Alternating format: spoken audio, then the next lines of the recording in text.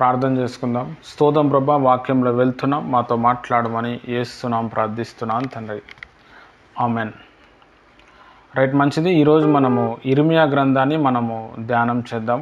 చాలా ఇంపార్టెంట్, ముఖ్యమైన గ్రంథం. యెషయా గ్రంథము తర్వాత ఇర్మియా గ్రంథం చాలా ఇంపార్టెంట్. ఇందులో చాలా విషయాలు ఉన్నాయి, మనం నేర్చుకుందాం. మరి ఇర్మియా ప్రవక్త కూడా చాలా గొప్ప ప్రవక్త. ఇప్పుడు అన్నీ కూడా 17 గ్రంథాలు ప్రవక్త గురించే వస్తుంది. ప్రవక్తలు వాళ్ళు దేవునితోని ఎక్కువగా గడుపుతారు. తర్వాత లోకంతో చాలా తక్కువ సాంగత్యము వాళ్ళు చేస్తారు. ప్రవక్త పిలుపు ఉన్నవాళ్ళు లోకంతో ఎక్కువ ఉండరు, దేవునితోనే ఎక్కువ గడపడానికి ప్రయత్నం చేస్తారు. దేవుని బిడ్డలతో కూడా గడపడానికి ప్రయత్నం చేస్తారు.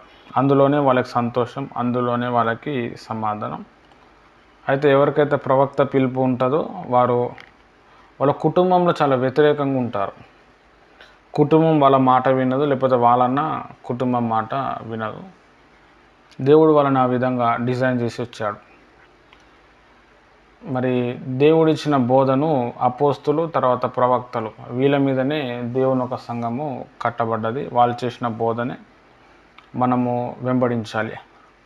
మనం ఇర్మియా గ్రంథము చదివినప్పుడు ఇర్మియా పరిచర్య గురించి మనకి అర్థమవుతుంది. ప్రవక్త పరిచర్య వేరే ఉంటుంది, సువార్థికుని పరిచర్య వేరే ఉంటుంది, సంఘ కాపరి పరిచర్య, పాస్టర్ పరిచర్య వేరే ఉంటుంది. ఈ ఇర్మియా గ్రంథం మనం చదువుతూ ఉన్నప్పుడు చాలా దేశాల పేర్లు కూడా వస్తూ ఉంటాయి, చాలా ప్రాంతాలు కనిపిస్తూ ఉంటాయి. మరి ఇర్మియా భక్తుని దేవుడు ఎలా వాడుకున్నాడు అనేది మనకి బాగా తెలుస్తుంది. ఈయన చిన్నగా ఉన్నప్పుడే దేవుడు తనతో మాట్లాడడం మనం గమనిస్తాం. చిన్ననాటి నుండే ఈయన సేవ చేస్తూ వచ్చాడు. ఎవరికైతే చిన్ననాటి నుండి సేవ ఉంటుందో వాళ్ళది ఇర్మియా పరిచర్య అన్నమాట. చాలా ఇంపార్టెంట్. అంటే 12, 11, 13, 15 సంవత్సరాల లోపలనే వాళ్ళు పరిచర్య మొదలు పెడతారు. అది ఇర్మియా పరిచర్య. తర్వాత ఇర్మియా పిలుపు అన్నమాట. హల్లెలూయా. పిలుపులో కూడా కొన్ని పిలుపులు ఉంటాయి అన్నమాట. అబ్రహాం పిలుపు, లేకపోతే యూసేపు పిలుపు, దానియేలు పిలుపు. దానియేలు కూడా ప్రవక్త, యూసేపు కూడా ప్రవక్తనే, ఇర్మియా కూడా ప్రవక్త. అట్లా బైబిల్లో ఉన్న ఎవరో ఒక వ్యక్తితో మన పిలుపు అనేది కనెక్ట్ అవుతుంది. హల్లెలూయా. చాలా ఇంపార్టెంట్. ఆ పిలుపు ఎట్లయితే కనెక్ట్ అయ్యిందో మన పరిచర్య విధానము, మన మాట తీరు, మన లైఫ్ అట్లనే ఉంటుంది. మనం బాగా ప్రార్థన చేస్తే బైబిల్లో నేను ఎవరికి సంబంధించిన వ్యక్తి ప్రభు అంటే దేవుడు వాళ్ళని చూపిస్తాడు మనకి, మనం కనెక్ట్ అవుతాం అన్నమాట.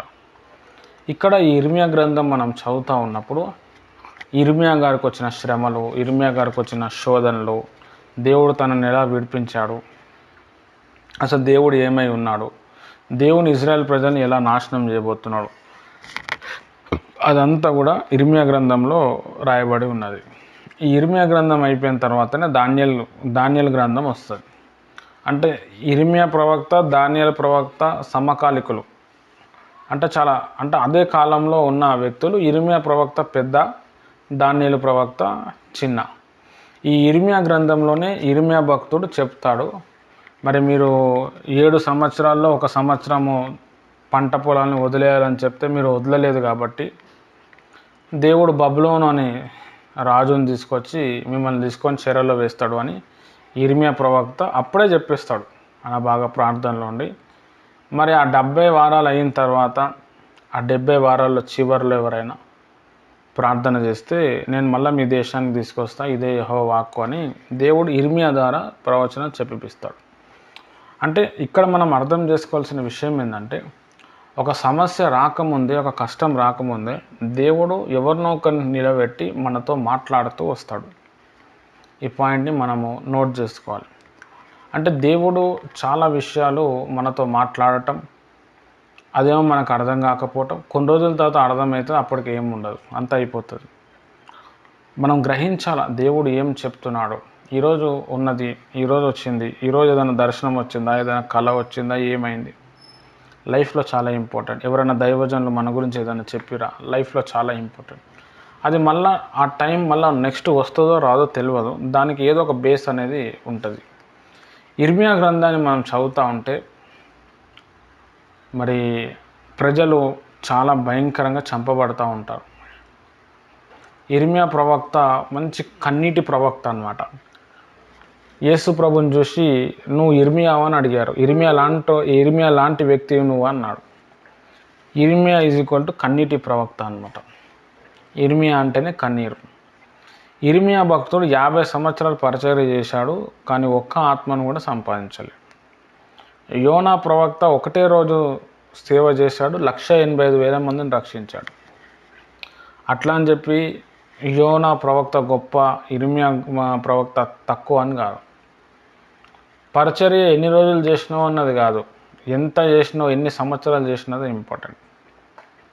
హల్లెలూయా, చాలా ఇంపార్టెంట్. కొంతమంది పిలుపు, కొంతమంది వ్యక్తిత్వం ఎలా ఉంటుందంటే వాళ్ళకి పెద్ద పరిచర్య ఉండదు, పబ్లిక్ ఎవరు ఉండరు. వాళ్ళు రోజు పరిచర్యకు వెళ్తారు, రోజు దేవుని స్తుతిస్తారు, దేవుని ఒక వాక్యం చెప్తారు. అయినా కానీ వాళ్ళ మాటలు ఎవ్వరు కూడా అంగీకరించారు. అట్లా అని చెప్పి అది దేవుడు మొదలుపెట్టిన పరిచర్య కాదు అని మనం చెప్పలేం. కొంతమంది పరిచర్య మొదలు పెడతారు, పరిచర్య మొదలుపెట్టిన సంవత్సరమే చర్చ్ కట్టేస్తారు, వందల వేల లక్షల మంది వచ్చేస్తారు. ఇక వాళ్ళ దగ్గరే దేవుడు ఉన్నాడు అని చెప్పి లేదు. ఇక్కడ మనం అర్థం చేసుకోవాల్సిన విషయం ఏంటంటే పరిచర్య అనంటే ఏంటి అంటే, పరిచర్యకు మీనింగ్ ఏంటంటే దేవునితో మనకున్న సహవాసం. దేవునితో మనకున్న సహవాసమే బయటికి పోయిన తర్వాత పరిచర్యగా మారుతుంది. మనం బాగా దేవునితో టైం స్పెండ్ చేసినప్పుడు దేవుడు కొన్ని చెప్తాడు, నేను నిన్ను వాడుకోబోతున్నాను, ఇట్లా చేయాలా, అట్లా చేయాలా, ఇదిగో నా వాక్కును పంపిస్తున్నా, ఇట్లాంటి వ్యక్తులు నీకు వస్తారు, ఇదిగో నీకు ఇట్లాంటి వరాలు ఇస్తున్నా అని చెప్పి దేవుడు ఇచ్చి పంపిస్తాడు. ఈ వ్యక్తి దేవునితో కాన్సన్ట్రేట్ చేసినప్పుడు, దేవునితో ఉన్నప్పుడు పరిచర్య జరుగుతుంది. లేదు అని అంటే మనం సొంతంగా వచ్చినాం అనుకోండి, పరిచర్య జరగదు. అయితే ఇక్కడ విషయం ఏంటంటే పరిచర్య ఫుల్లో జరిగిన, పరిచర్య జరగకపోయినా దేవునితో సత్సంబంధాలు మనము పొడగొట్టుకోకూడదు. చాలామంది సేవకుల్లో మనం చూస్తే పరిచర్య అని చెప్పి వచ్చి కొంచెం పరిచర్య పెరిగిన తర్వాత ప్రార్థనలో ఉండకుండా ఇష్టానుసారంగా వెళ్ళిపోతారు, రాజకీయంలో వెళ్ళిపోతారు. లేదు అని అంటే డబ్బులు ఎవరు ఇస్తున్నారంటే వాళ్ళ దగ్గరికి వెళ్ళిపోతారు, వాళ్ళ ఇంట్లోనే మీటింగ్లు చేస్తారు, వాళ్ళ ఇంట్లోనే స్పెషల్ మీటింగ్లు ఉంటాయి. ఇంకా మిగతా విశ్వాసాన్ని పట్టించుకోరు. ఫోన్లు చేస్తే కూడా ఫోన్లు అయిపోరు, నేను చాలా బిజీ ఉన్నా అమ్మా ఏమనుకోకుండా అని డైరెక్ట్గా కట్ చేసేస్తారు. లైవ్లో ఉన్నారు అట్లా చాలామంది సేవకులు, నాకు తెలిసిన వాళ్ళు కూడా ఉన్నారు. హల్లెలూయా. కానీ రియల్గా పరిచర్య అంటే ఏంటంటే ప్రభువుతో నువ్వు యథార్థంగా ఎంత ఉంటున్నావు, ప్రభువుని నువ్వు ఎంత నమ్మినావు, ప్రభు దగ్గర నువ్వు ఏం నేర్చుకున్నావు. అది మనం ఇర్మియా భక్తుని మనం చదివితే మనకు మైండ్ పోతుంది. చాలా శ్రమలు వచ్చినాయి, చాలా ఎదురింపులు వచ్చినాయి, చాలా కష్టాలు వచ్చినాయి, కానీ ఇర్మియా భక్తుడు తన పరిచర్యను ఆపలేదు, ముగించలేదు. చివరి దినంలోనే ముగించాడు, చనిపోవటంతోనే ముగించబడ్డది. హల్లెలూయా. అది మనం ఇర్మియా భక్తుని దగ్గర నుంచి మనము నేర్చుకోవచ్చు. అంటే దేవుడే తన లోపల ఉండి అనేక విషయాలు మాట్లాడుతూ దేవుడే తనని నడిపించుకుంటూ వచ్చాడు. దానికి ఆయన చాలా భరించుకున్నాడు. ఇదే ఇర్మియా భక్తుడు విలాప వాక్యాలు అని చెప్పి కూడా ఒక గ్రంథం రాశాడు. దాంట్లో ఏమని ఉంటుందంటే ఒక 3వ అధ్యాయంలో, యవ్వన కాలంలో యెహోవా కాడి మోయుట నరునికి మేలు, దానిని మోపువాడు యెహోవాయే. మామూలు పొటెన్షియలిటీ, మామూలు బేస్ ఉన్న లెవెల్ ఉన్న వాక్యం కాదు, అది చాలా చాలా లెవెల్, చాలా బేస్ ఉన్న వాక్యం ఇది. అతడు కొట్టువానికి తన ముఖము చూపవలను, అతడు నిందతో నింపబడవలను, అతడు బూడిదలో తన తల ముఖము పెట్టవలను అని చెప్పి ఇంగ్లీష్లో బూడిద అని ఉంది, తెలుగులో బూడిద, ఇంగ్లీష్లో అయితే మట్టి అని ఉంది. అంటే కొట్టువానికి తన దేహం అప్పచెప్పాలి అంటున్నాడు. హల్లెలూయా. పరిచర్య అంటే ఏంటంటే దేవుని ప్రియమైన వాళ్ళరా మనల్ని మనం అప్పచెప్పుకోవటం. ఒకటి దేవునికి, రెండవది మనుషులు.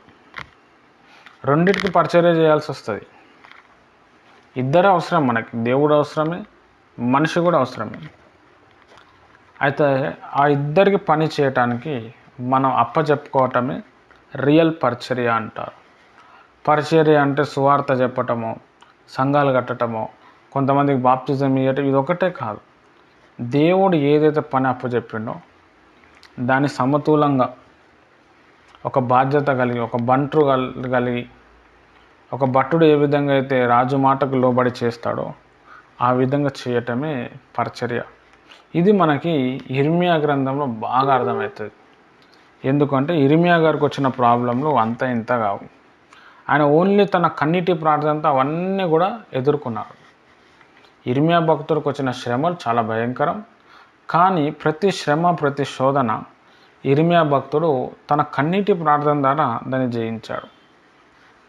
మనం కూడా మన జీవితంలో ఎన్ని ప్రాబ్లమ్స్ వచ్చినా, ఏది వచ్చినా మోకాళ్ళ ప్రార్థన, కన్నీటి ప్రార్థనతో మనం జయించాలి. మనం ఇప్పుడు సబ్జెక్ట్లోనికి వెళ్దాం. ఆసియా మరియు ఆఫ్రికా 2 ఖండములలోనూ ప్రవచించిన పాత నిబంధనలోని ఏకైక ప్రవక్త ఇర్మియా. ఆయన పేరు కలిగిన ఈ గ్రంథము చారిత్రక మరియు ప్రవచన గ్రంథంగా చెప్పవచ్చును. ఇర్మియా పరిచర్య కాలము యూదా రాజ్యము ఆఖరి 3 దశాబ్దాలు మరియు బబులోను చెర ప్రారంభం కాలము. ఏషియా అమలుపరిచిన సంస్కరణలకు మద్దతుగా ఇర్మియా పరిచర్య చేశాను. అటు తర్వాత అతనికి వ్యతిరేకంగా పరిస్థితులు మారినాయి.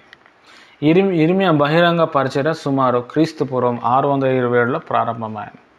ఇది బాలుడైన యోషియా రాజు 13వ సంవత్సరము ఆయన పరిచర్య క్రీస్తుపూర్వం 586 వరకు కొనసాగాను. ఇది యెరూషలేము నాశనమునకు 1 సంవత్సరం తర్వాత కాలము. ఆ కాలంలో అతడు ఐగుప్తులో తాహపేనెసులో ప్రవచించుచుండెను. మొత్తము 42 లేక 43 సంవత్సరాలు అతడు ప్రవచించెను. అతడు మరణించిన స్థలము, సమయము మరియు విధానం తెలియదు. ఇర్మియాయే ఈ గ్రంథము రచించనని సాధారణంగా అందరూ అంగీకరించుదురు. దేవునిచే ప్రేరేపింపబడిన ఇర్మియా తన ప్రవచన పరిచర్య జరిగించారు. ఇందులో కొంత భాగము ఇర్మియా బారూకునకు చెప్పిన వర్తమానములు కలవు. బారూకు వాటిని రాశాను. ఇర్మియా సమకాలీన ప్రవక్తలు వరుసగా హనన్యా, జెఫన్యా పరిచర్య చేశాను. హబకుకు, నహూము, దానియేలు మరియు హెజ్కేల్.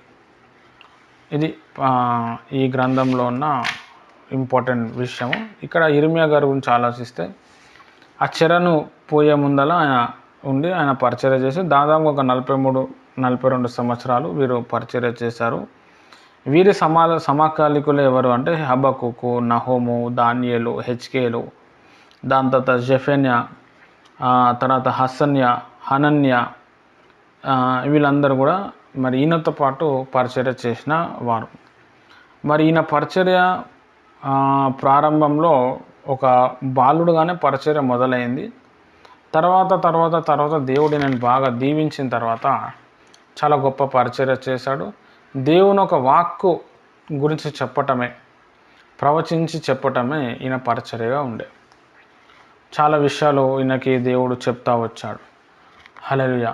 అయితే మన పరిచర్య ఎలాంటిది? మనం ఎలా పరిచర్య చేయాలి? ఈరోజు వాక్యము తెలుసుకుంటున్నాము, నేర్చుకుంటున్నాము, మంచిదే. దేనికోసం నేర్చుకుంటున్నాం? దేనికోసం మనము ఈ వాక్కు పొందుకుంటున్నాం అంటే భక్తులలో మనలాంటి వాళ్ళు ఉన్నారా లేదా? వారికి సమస్య వచ్చినప్పుడు వాళ్ళు ఏం చేస్తారు? మనకి సమస్య వచ్చినప్పుడు మనం ఏం చేస్తున్నాం? ఒక శ్రమ వచ్చినప్పుడు భక్తుని యొక్క రియాక్షన్ ఎట్లుంది? భక్తుడు ఏ విధంగా రియాక్ట్ అయ్యాడు? మనం ఏ విధంగా రియాక్ట్ అవ్వాలి? ఒక సైతాన్ ప్రభావం ఉన్నది, ఒక రాజ్య ప్రభావం ఉన్నది. అప్పుడు భక్తుడు ఏం చేశాడు? ఆ భక్తుడు లోపల మనల్ని మనం గమనించుకొని, ఒకవేళ ఆయన తప్పు చేసిండు అనుకోండి, ఆ తప్పు మనం చేయకుండా ఆయన మంచి చేసి ఆ మంచి మనం చేయలాగున మనం తయారు కావాలి. అదే ఈ ప్రేయర్ పాఠశాల యొక్క మెయిన్ ముఖ్య ఉద్దేశం అన్నమాట. ఎన్ని వాక్యాలు తెలుసుకున్నా కానీ మనల్ని మనం మార్చుకోకపోతే వేస్ట్ అయిపోతుంది. కాబట్టి దేవుని ప్రియమైన వాళ్ళరా, మీరు అందరూ కూడా ఇర్మియా గ్రంథం చదవండి. కొంచెం టఫ్ ఉంటుంది. టఫ్ అంటే కొంచెం అర్థం కానట్టు, ఆ లాంగ్వేజ్ కూడా కొంచెం డిఫరెంట్ ఉంటుంది. కానీ 1-2 సార్లు చదివితే మీకు ఇర్మియా గ్రంథం చాలా బాగా అర్థమవుతుంది. మరి ఇర్మియాతో దేవుడు ఎన్నిసార్లు మాట్లాడిండు? ఏమేం మాట్లాడిండు అవన్నీ కూడా ఇర్మియా గ్రంథంలో రాయబడ్డది. మంచిది, దేవుడి మాటలు దీవించును గాక. మనం ప్రార్థన చేసుకుందాం.